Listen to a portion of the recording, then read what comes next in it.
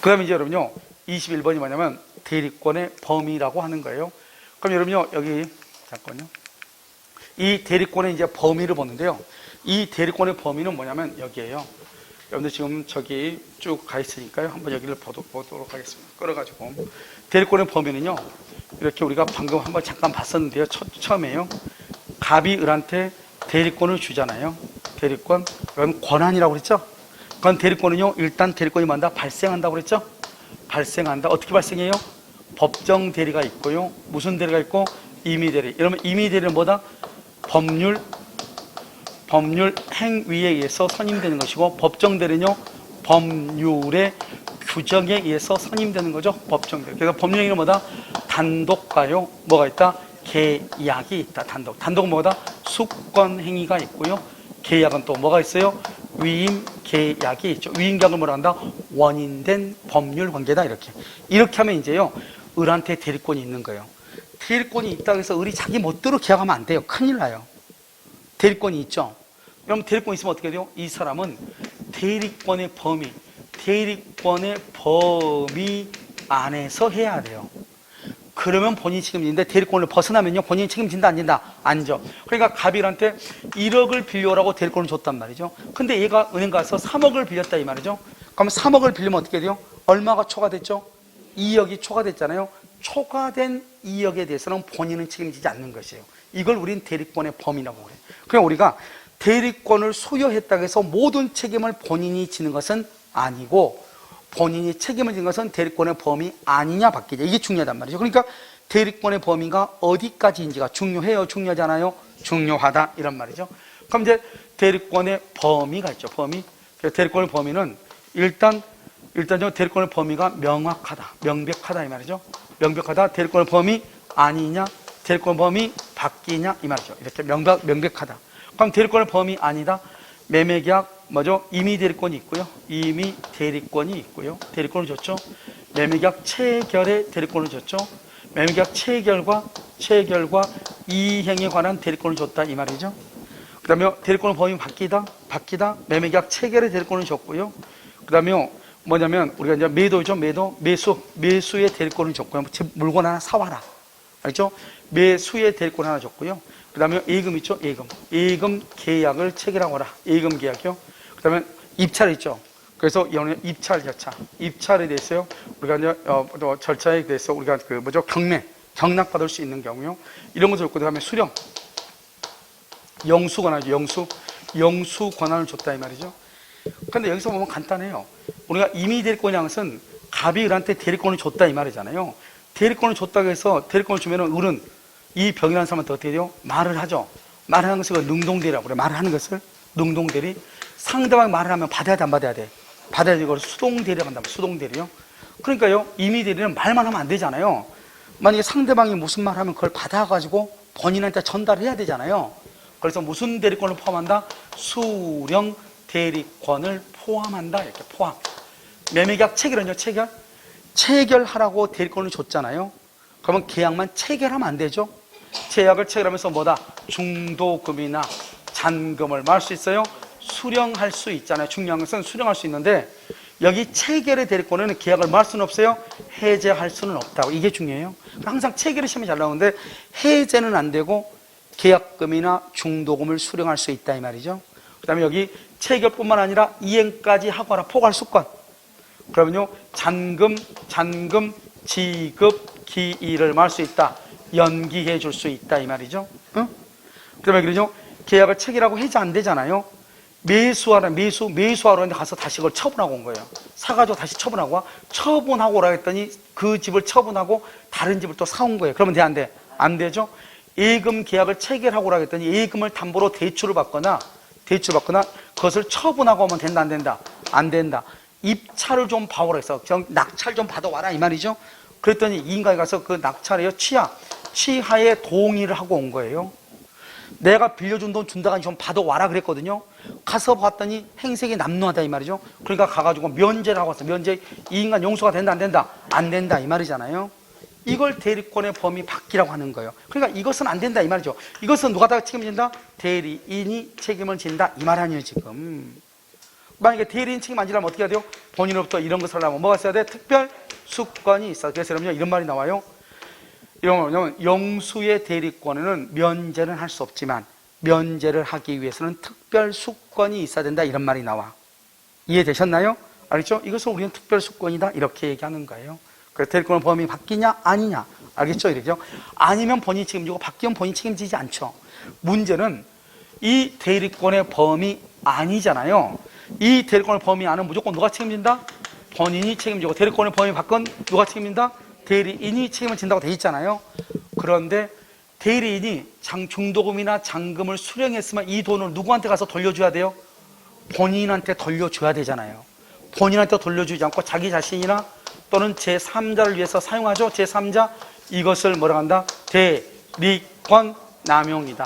대리권 남용이다. 대리권 남용, 이렇게 얘기해요. 자, 그럼 여기서요, 여러분, 대리권 남용은 원칙 누가 책임져? 원칙은 누가 책임져? 본인이 책임져. 왜 그렇다? 왜 본인이 책임진다? 대리권 남용은? 왜 본인이 책임져요? 대리권의 범위 안은 무조건 본인이 책임진다고 했잖아요.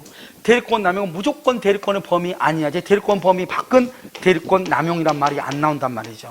알겠죠? 그래서 대리권 범위 안에서 자기나 제3자를 위해서 사용하는 것을 남용이라고 하고 본인이 책임을 지는 거예요. 그런데요, 상대방이요, 대리인이 대리권을 남용한다고 하는 사실을 알았거나 알 수 있었죠? 그럼 본인은 책임진다 안 진다? 본인은 책임지지 않는다. 그런데 여기요, 상대방이 알았거나 알 수 있었다. 이건 어디서 많이 나왔다? 어디서? 비진입 표시. 원래 여러분요, 비진입 표시를 유추 적용한다. 원칙적으로 여러분 뭐라고 하죠? 비진입 표시는 그 효력이 있다. 그러나 상대방이 지인이 아님을 알았거나 알 수 있었을 경우에는 뭐로 한다? 무효로 한다. 그게 바로 대리권 남용은 본인이 책임진다. 그러나 대리권 남용 사실을 상대방이 알았거나 알 수 있으면 비진입 표시를 유추 적용하여 본인은 책임을 진다 안 진다? 안 진다. 이렇게. 이것을 대리권의 범위라고 하는 거예요. 그런데요, 이런 대리권 범위가 아닌지 바뀐지가 명확하게 구별이 되는 거잖아요. 그런데 대리권의 범위가 불분명한 경우, 불분명, 아닌지 바뀐지를 잘 모르겠다 이 말이죠. 잘 모르면 어떻게 한다? 먼저 보존행위. 보존행위는요, 본인의 승낙이 없어야 돼요. 본인의 승낙 없이 할 수 있어. 보존행위는. 알겠죠? 그 다음에 또 뭐가 있다? 성질이 변하지 않아요. 성질이 변하지 않는 범위에서 이용하고 무슨 행위다? 계량행위를 할 수 있어. 성질이 변하지 않아야 돼. 여기는 성질이 변하지 않아야 돼요. 그러니까 대리권의 범위가 불분명하면 이것을 해. 보존행위하고 이용 계량행위를 할 수 있어. 그런데 시험에는 뭐라고 나온다? 이렇게 나와. 대리권의 범위가 불분명하면 보존행위만 할 수 있다. OX, X. 보존행위를 할 때는 본인의 승낙이 있어야 된다. OX, X. 보존은 본인한테 유리하니까 승낙이 필요가 없어. 그 다음에 성질이 변하지 않는 범위에서 이용과 계량인데 가장 대표적인 게 두 가지가 있는데, 하나는 형질 변경. 형질 변경이 뭐예요? 전을요 대지로 바뀌어. 된다 안 된다? 안 되죠? 전을 대지로. 대지를 답으로. 된다 안 된다? 안 되죠? 그 다음에 예금을 인출해서 다른 사람한테 빌려줘. 돼요? 된다 안 된다? 안 돼. 왜? 예금은 권리죠. 인출을 하면은 돈으로 바뀌죠. 그 물건으로. 그러니까 예금은 지금요, 우리가요, 하나의 그 통장의 권리로서 우리가 1,000만 원을 가지고 딱 가면 거기다 동그라미 몇 개만 딱 써준단 말이죠. 알겠죠? 그게 1,000만 원이에요. 그러니까 권리로 화체가 돼 있단 말이죠. 그런데요, 이것을 인출을 하게 되면은 동산이 되는 거잖아요. 동산. 그러니까 물건이 돼버린단 말이죠. 그러니까 예금을 인출하면은 성질이 바뀌는 거예요. 그런데 이것을 다른 사람한테 대여하는 거 안 되고, 로또나 주식을 샀다 대여 안 돼. 안 돼. 대박이 돼도 안 된다. 알겠죠? 어차피 대리권의 범위를 벗어난 것들이다. 이 말이죠. 아시겠죠? 이것을 대리권의 범위라고 하는 거예요. 알겠죠? 그러니까 기본적으로 이제 대리권의 범위가 뭔가 하는 것은, 이것은 판례니까 암기를 해야 되는데, 대리권의 범위에서 가장 많이 나온 게 체결 플러스 이행이에요. 중도금 잔금을 수령할 수 있다. 이행에 관한 것은 잔금 지급기를 연계해 줄 수 있다. 이 두 가지가 가장 시험에 많이 나왔고요. 그 다음에 많이 나온 게 체결이요. 체결은 해제가 된다 안 된다? 안 된다. 뭐 이게 다 났어요. 영수는 면제가 안 되고, 입찰은 취하가 안 되고, 예금은요 대출이나 처분이 안 되고, 매수는 처분이 안 된다. 다 시험에 나왔는데, 그래도 가장 중요한 것들은 이 두 가지, 세 가지다. 아시겠죠? 그래서 이걸 대리권의 범위 안에서 뭐가 이루어진다? 대리권의 남용이 이루어지고, 대리권의 남용은 원칙적으로 누가 책임진다? 본인이 책임진다. 왜? 대리권의 범위 아니니까. 그런데 대리권의 남용 사실을 상대방이 뭘 했거나 알았거나 알 수 있었을 때는 누가 책임진다? 본인은 책임을 진다 안 진다? 안 진다. 이렇게 우리가 알았거나 알 수 있다는 뭐라 한다? 비진입 표시를 유추 적용한다. 이렇게 표현을 해. 이해되셨나요? 자, 그럼 우리가 이제 한번 보죠. 대리권의 범위요. 자, 244요. 매매계약을 체결할 대리권을 체결이죠. 체결할 대리권을 수여받은 사람은 중동과 잔금을 말할 수 있다. 수령. 봐봐. 수령했으면 이걸 누구한테 갖다 해야 돼? 본인에게 입금을 해야죠. 입금을 해야 되는데 본인한테 입금 안 했어. 그럼 어떻게 할 거야? 입금 안 했어. 그러면요, 상대방은요, 본인에게 등기 청구할 수 있어, 없어? 등기 청구 돼, 안 돼? 등기 청구할 수 있어요? 본인한테 입금 안 했는데? 대리인이? 왜 할 수 있죠? 왜 할 수 있어? 이 수령이라는 것은 대리권의 범위죠? 대리권의 범위 아니니까 상대방은 대리인한테 주든 본인한테 주든 잔금 준 거예요. 그러니까 무조건 누구한테 등기를 청구한다? 본인한테 청구하는 거예요. 그런데 대리인이 본인한테 입금시키지 않고 자기가 사용했잖아요. 그것을 뭐라 한다? 대리권 남용이라고 하고, 남용도 누가 책임져요? 본인이 책임지는 게 원칙이잖아요. 그러니까 본인에게 등기를 청구하는 거예요. 아시겠죠? 자, 그다음에 매매계약 체결과 이행이죠.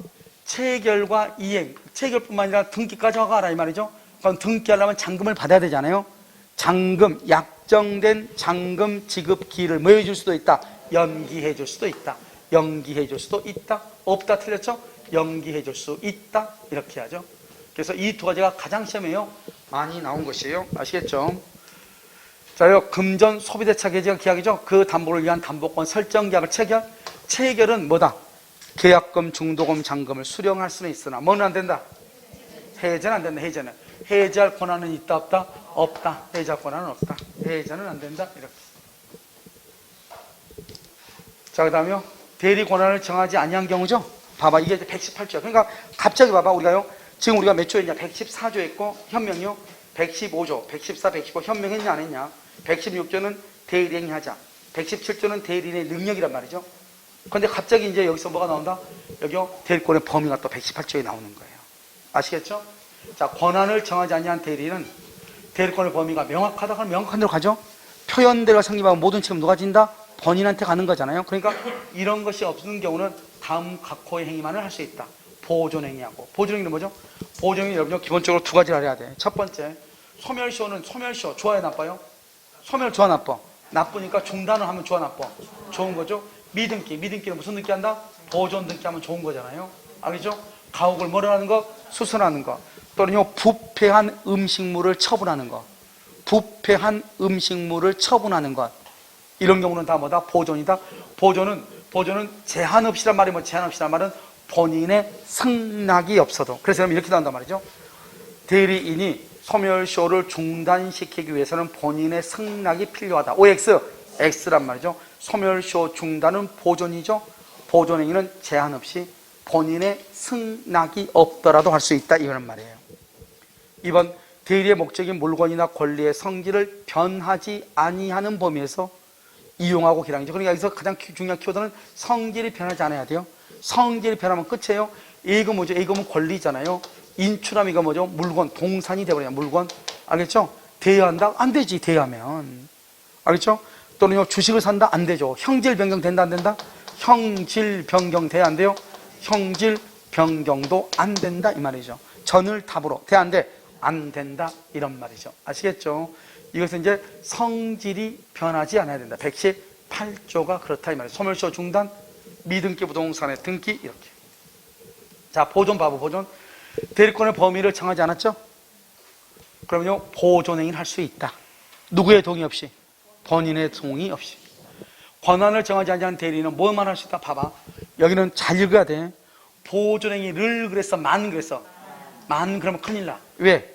보존행위뿐만 아니라 뭐도 할 수 있어? 성질이 변하지 아니하는 범위 내에서 뭘 할 수 있어? 이용과 계량도 할 수 있잖아요. 그러니까 이 모든 것을 다 묶었을 때는 뭘 한다? 이렇게 얘기해. 대리는 권한을 정하지 아니한 대리는 보존행위와 플러스 성질이 변하지 않는 범위에서 이용 계량행위만 할 수 있다. 그럼 맞아. 이때만은 맞는다고. 그런데 뭐는 안 된다? 보존행위만 그러면 안 돼. 이용행위만 그러면 안 돼. 보존행위를 할 수 있다. 이용행위를 할 수 있다. 왜 그런가? 지금부터 봐봐. 그러면 여기 한번 봐봐. 권한을 정하지 아니한 대리는 다음 각 코의 행위만 할 수 있다. 행위만. 다음 각호. 이 두 가지만 할 수 있다. 보존행위와 성질이 변하지 않는 범위에서 이용 계량행위만 할 수 있다. 이 말이잖아요. 알겠죠? 그러니까 여기서요. 보존행위만 그러면 돼? 안 돼? 안 돼. 보존행위를 할 수 있다. 이래야지. 알겠죠? 보존행위를 할 수 있다. 만 그러면 안 된다고. 자, 이 권한을 정하지 않은 임의대리는 본인의 미등기 부동산을 보존 등기하는 거 좋은 거예요? 나쁜 거예요? 좋아요. 본인의 승낙이 필요해? 안 해요? 안 한다? 보존 등기를 할 수 있다. 승낙 없이. 임의대리인이 본인 소유 미등기 부동산의 보존 등기 특별수권, 본인의 특별수권이 있어야 된다. OX, X 특별수권이 필요 없다. 이 말이죠. 무조건 할 수 있다. 제한 없이 이렇게. 251 미등기 부동산을 등기한다. 부패한 음식물을 매각한다. 소멸시효를 중단시킨다. 좋은 일이야, 나쁜 일이야? 좋은 일이죠. 대리권의 범위가 명확할 때, 불분명할 때 할 수 있다. 알죠? 명확하지 않는 대리인이 할 수 있다. 됐죠? 자, 이용기량이죠. 수권행위로 권한을 정하지 않았죠. 권한을. 대리는 대리의 목적인 물건이나 권리의 성질이 변하지 않는다. 성질이 변하지 않는 범위에서 이용행위나 또는 계량행위나 또는 할 수 있다? 보존행위. 우리가 이용기량은 성질이 변하지 않고 보존행위는 제한 없이. 그래서 성질이 변하지 않는 범위에서 이용과 계량을 할 수 있다. 여기는 이용행위를 그러니까 맞죠? 이용행위만 그러면 돼? 안 돼? 안 돼. 무이자를요 이자보로 이름 봐봐. 자, 우리가 이러면요 계량하고 이용이란 말을 지금부터 이해를 해야 돼. 계량하고 이용이를요. 지금 여기는 돈이 이미 빌려줬죠. 무이자로 빌려준 것을 뭐를 했다? 이자로 바꿨잖아요. 이자로 바뀌었죠. 그럼 좋아졌어, 나빠졌어? 그걸 계량이라고 하는 거예요. 여러분 가끔요 머리를 커트하고 갔거나 또는요 눈썹을요 어떻게 까맣게 어떻게 하고 왔다. 그러면 사람들이 뭐라고 그래요? 오, 너무 달라졌다고 하죠. 그건 계량이에요. 알겠죠? 그런데 전에 것이 더 낫다. 전에 것이. 그건 이상한 거예요. 알겠죠? 그러니까요 말을요 잘해야죠. 그래서 이것은. 그런데 봐봐요. 처음부터요 내가 돈을 맡겼어. 야, 너 내 돈 좀 보관할래? 이렇게 대리권을 줬단 말이죠. 그냥 현금 1억 가지고 있으면 뭐예요? 옆에서 빌려달래. 돈을 한 달에 이자 20만 원 연 20%를 준다고. 그러면 내가 가지고 있는 돈을 이자 놀이하면 더 본인한테 더 유리하잖아요. 그래서 이자보로 다른 사람한테 빌려줬어. 그것은 처음으로 주는 거죠. 그것을 이용이라고 하는 거예요. 이미 있는 것을 더 좋게 만든 것을 뭐라 한다?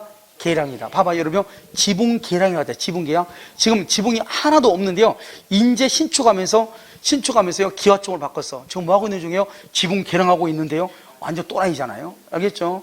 원래가요 여기가 뭐다? 초가 지붕인데 그걸 지금 뜯어내고 뭐라고 있죠? 기와 지붕으로 바꾸고 있잖아요. 기와 지붕으로. 그것을 뭐라고 그래요? 계량이라고 얘기하는 거예요. 이해되셨죠? 자, 은행 예금을 찾아 벌써 끝났죠. 예금은 권리. 찾아 그러면 동산, 물건이 돼버리죠. 그래서 개인에게 빌려준다. 대여죠. 대여는 할 수 있다 없다? 없다. 할 수 있는 행위가 아니다. 알겠죠?